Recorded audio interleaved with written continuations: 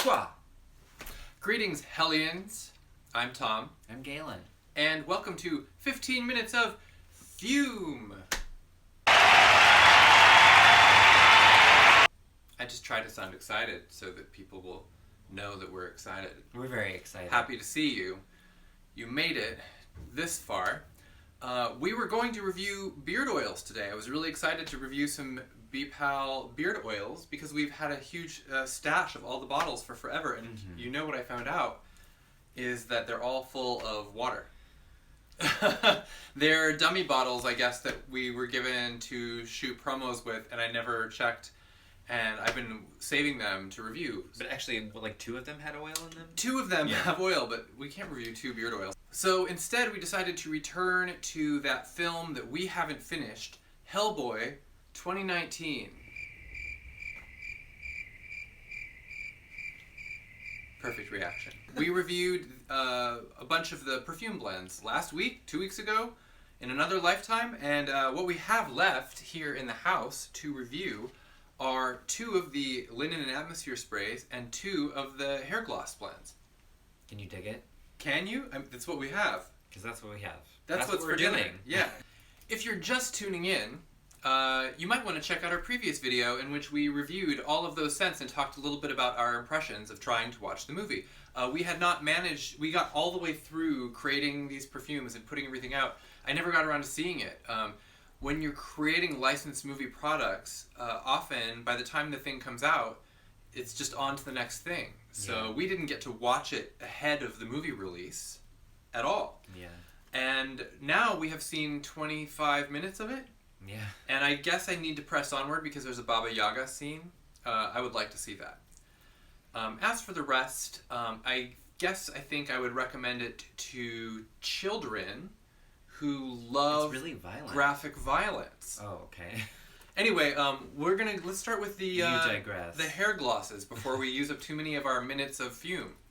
The first one we have is called Vengeance Eternal. As we mentioned before, the cool thing about this is the scents that we made really reflect our perfumers' purest artistic intent. These were accepted on the first round of prototypes, so it's exactly what we wanted to make. This is a Mila Jovovich character. Who doesn't want to smell like Mila Jovovich in their heart of hearts, even in one of her lesser films? Right. So the notes are, it says Rage Red Musk, Razor Sharp Tobacco Leaf, Black Oak Leaf, Dried Black Currant, and a Smoky Burst of Patchouli. Whoa. I'm just guessing that this would probably layer nicely with the Nimue, the Blood Queen, and other scents that we made for her. Yeah. We did shine a lot of light on her. Ooh, you take the bottle. But she is the Blood Queen. I don't want to. That's fine. Okay, sometimes with the hair glosses, when we're testing them and stuff, it's easier to just unscrew the neck to get a good smell. You don't want to waste a spray on testing. Yeah. Very sweet and smoky. How can something be so sweet and so smoky? It is a really nice patchouli forward blend. Yeah. Without being too much like this is a straight patchouli situation. Yeah, definitely not straight patchouli. It's sweetened up. It does have that dark fruitiness. Really beautiful. This is fucking sexy. I love this. I wish I had longer hair so that I could put it in there and just toss my hair so people could smell me while I was getting vengeance upon them. Eternally. It's my eternal mood, is vengeance. The second gloss that we have is called the Crown. The Crown. The Crown. The Crown of the Lord of the Shadowlands. Nimue the Blood Queen. A blood-tinged coronet of gold-gilded bramble. Very Jesus. Very Mila Jovovich as Jesus. Mila Jesusvich. Can't get it open. Okay. That's what I'm thinking. Okay. Are you smelling a blood-tinged coronet of gilded bramble? That sounds like a theater warm-up. A gold-tinged coronet. Oh, this is really beautiful. Totally, it's softer because it doesn't have the patchouli. And there is something elegant about it. It smells expensive. I don't know what the gold note is in there. It could be amber? I don't know. Probably. And blood tinged. I'm could getting be amber. Dragon's blood, but we blood could be expressed in a lot of different ways in scent. It's more of a metallic I don't know. Maybe there is some dragon's blood. And what is the bramble? I am trying to decode this. And because it's a gloss, we can only kind of smell it one at a time. So I'm just like I do think trying to there's maybe some dragon's blood and like some kind of a metallic note. It's still in my nose. It's really lovely. I would say that this is more of a daytime hair gloss compared to the other one we just smelled, which is more of an evening hair gloss. Definitely. But these conventions were created to be smashed. Dash them to pieces. Yeah. Wear them both at the same time. Wow. And nothing else. It is a quarantine. Challenge everyone. And then while we have you here, why not smell a couple of our linen and atmosphere sprays? Now, just so... Are you leaving? What? Oh, where'd they go? I don't know. Anyway, the hair gloss blends, in case you aren't aware, are an oil-based shine and moisture spray that is good for hair. Lots of fragrance, glosses the hairs. The linen atmosphere spray is an alcohol-based spray. So, unless you use alcohol products on your hair, I wouldn't put this in your hair. You can use it to scent the home.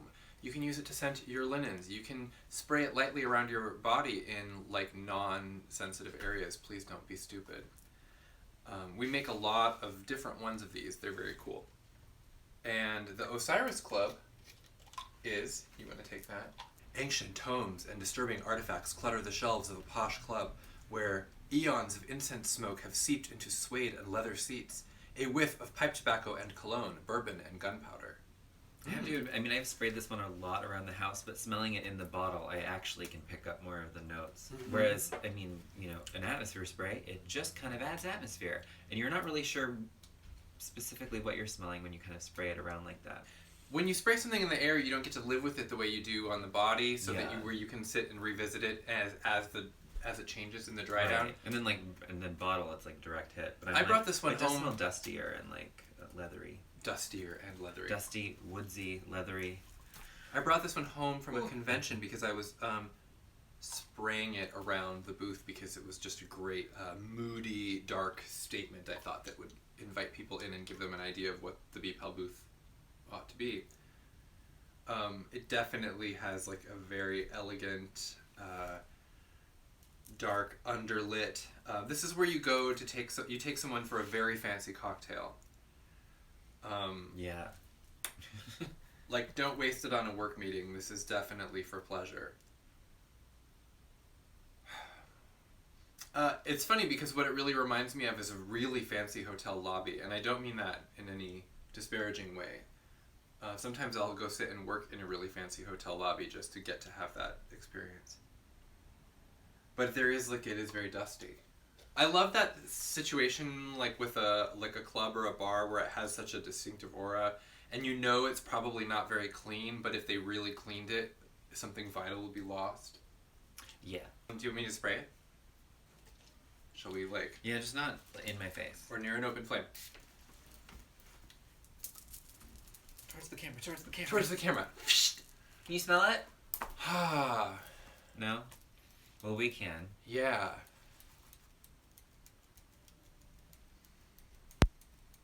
So it's one of those things where I think a lot of people would code this as masculine, but something about it's like the tobacco and the cologne and the incense themselves are not inherently masculine in a way that I think is beautifully androgynous. Yeah. It's just great. I really love this one. Spray it before somebody comes over, if that ever happens to you again.